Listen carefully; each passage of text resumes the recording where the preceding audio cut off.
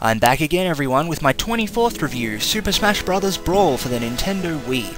This game represents the pinnacle of the Super Smash series, and the character roster is the largest yet, featuring 35 characters with a staggering 21 immediately playable. While the lineup has only slightly changed from Melee, many characters from Nintendo and other developers finally make their long-awaited appearance here, including Wario, Solid Snake, and the world's fastest hedgehog, Sonic. The single-player campaign has undergone a massive and much-needed overhaul with the brand new Subspace Emissary mode. Here, up to 2 players can undertake a journey to stop the Subspace Army from converting our world into subspace, while recruiting various characters, fighting bosses, and ultimately uncovering a much greater threat. As I said before, this is a huge step up from Melee's so-called adventure mode, and the fact that you can join forces with various characters and watch as a story unfolds via gorgeously rendered cutscenes really makes you feel like you're on an adventure as opposed to simply going through the motions. Classic mode is back, as well as an unlockable All-Star mode that was first featured in Melee, and purchasing trophies has become a little more fun as well. Gone is the lottery that Melee showcased, and in its place you'll find yourself blasting away in a shoot-'em-up minigame. The multiplayer mode has been upgraded yet again, with players now able to access Special Brawl, which emphasizes customizing to your heart's content and allows for totally wacky and random battles of the player's choice, which is great if you just want to goof off with some mates by your side. Tournament mode is returned, and if you have a broadband connection, you can challenge people from all over the world in Wi-Fi battles. There are also quite a few stages to pick from, including Delfino Plaza from Super Mario Sunshine, Shadow Moses Island from Metal Gear Solid,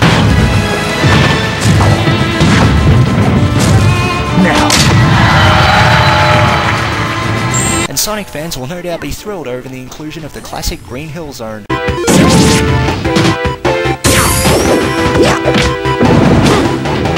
The last notable gameplay addition is the Final Smash, a character-specific finishing move that can be utilised by simply pressing the B button once you break open the floating Smash Ball that holds it.